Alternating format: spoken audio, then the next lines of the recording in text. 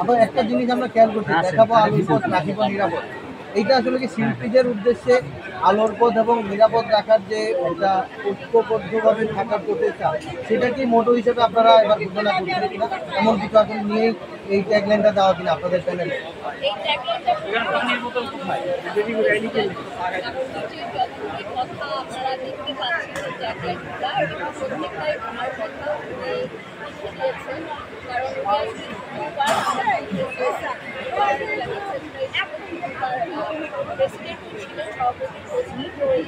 অভিজ্ঞতা আমাদের অনেক বেশি এবং আমি মনে করি ওনাদের হাত ধরেই কিন্তু এই চলচ্চিত্র শিল্পী সমিতিটা গঠন করা হয়েছে এবং আমাদের যে গঠন তন্ত্রটা আছে সেখানে কিন্তু ওনার বাসার অ্যাড্রেসটা করা আছে।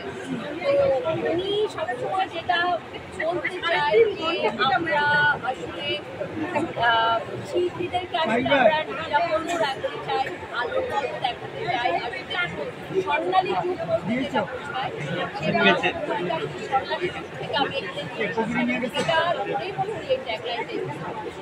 এবার নির্বাচন কমিশনের কাছ থেকে আরেকটা তথ্য কিছুক্ষণ আগে জানলাম যে পুরো নির্বাচন সময়টা জুড়ে 30টিরও বেশি সিসিটিভি ক্যামেরার এখানকার স্থানীয় যারা আইনশৃঙ্খলা রক্ষাকারী বাহিনী আছেন তারা পর্যবেক্ষণ করবেন নির্বাচন, এবং নির্বাচনের ক্ষেত্রে যদি কোনো ব্যত্যয় তারা লক্ষ্য করেন সেক্ষেত্রে তারা ইনস্ট্যান্ট পদক্ষেপ যাতে নিতে পারেন, সেক্ষেত্রে আপনাদের কোনো সে থাকবে কিনা? কারণ ধরেন শিল্পীরা তো আপনারা সবাই একে অপরের কাছাকাছি মানুষ, তারা বলছিলেন যে আর্থিক লেনদেন বা কারো জোর প্রয়োগ করে ভোট প্রয়োগ করা, জোর করে ভোট দানের জন্য উৎসাহিত করা, এই জিনিসগুলো যদি তারা দেখেন তাহলে মোবাইল কোর্ট পরিচালনা করবেন এবং আইনশৃঙ্খলা রক্ষাকারী বাহিনী সেক্ষেত্রে আপনাদের বিধিমালা অনুযায়ী আপনাদের উপর ব্যবস্থা নেবেন। কারো ভোটার অথবা বাতিল হতে পারে, কেউ ভোট দিতে পারবেন। এই জিনিসগুলোকে কি আসলে একটু বেশি কঠিন মনে হচ্ছে?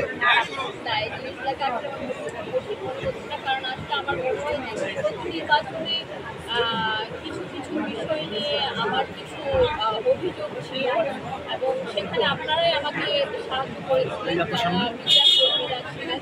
সেখান থেকে মিডিয়া কর্মীরা যখন টাকার লেনদেন অনেক জায়গা আমি কমপ্লিট করেছি, সেখান থেকে এবারে নির্বাচন যে সুষ্ঠু হবে সেটার বিষয়ে আপনি কথা কেন মনে হচ্ছে যে সুষ্ঠু হবে, কী দেখে মনে হচ্ছে বা আসলে সুষ্ঠু হবে কি? নির্বাচন আসলে শিল্পী হিসেবে আমরা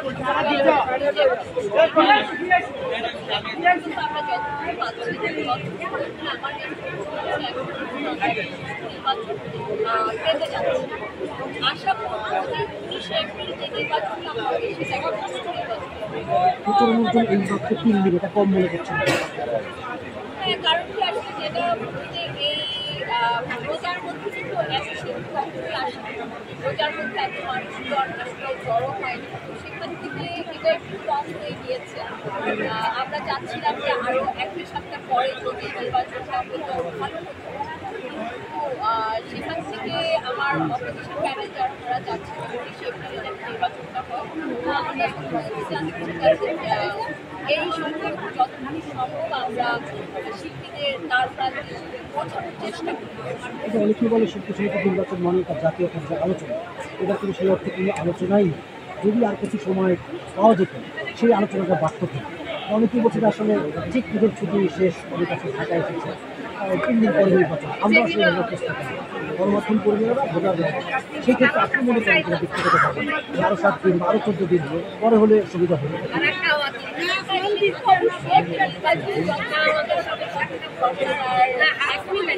ছুটি শেষ হয়নি, ছুটি বলেন পয়লা বৈশাখের ছুটি এখনো চলছে এবং অনেক জায়গা কিন্তু এখনো বন্ধ আছে। সেই জায়গা থেকে আমাদের অনেক কিছুই আর চ্যালেঞ্জ হয়ে যাচ্ছে যে অনেক কিছু আমরা পাচ্ছি না। দেখা যাচ্ছে হয়তো আমার ড্রাইভার একদম ছুটিতে আছে,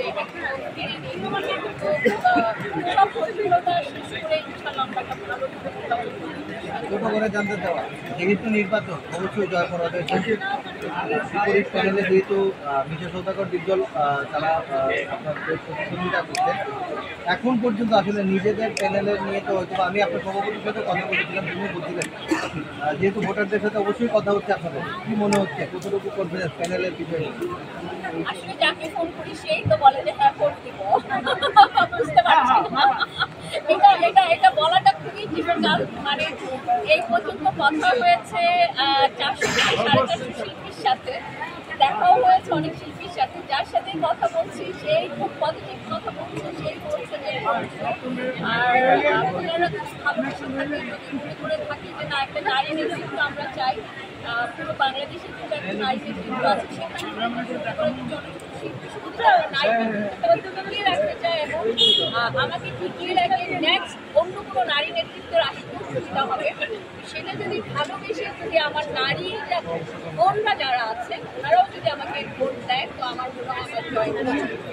আপনার এই স্বপ্ন প্রতিপক্ষ আপনাকে বলে তো বাঘিনী কর্মী, এই যে বাঘিনী কর্মী এবং বাধা খাওয়া দেখুন কি বলবেন? দেখেন, আমি প্রথম নির্বাচন থেকে আমার যেটা ছিল যে আমি কিন্তু প্রথম নির্বাচনটাই আমি শুরু করেছি কঠিন থাকে, সেখানেও কিন্তু আমার খুব হাঁটাহাঁটি লড়াই ছিল। তো আসলে আমি এইভাবে নির্বাচন করতে প্রস্তুত, তাই বাংলা খলনায়কের সাথে আসলে আমি ইনশাল্লাহ নির্বাচিত হয়ে আসতে পারবো।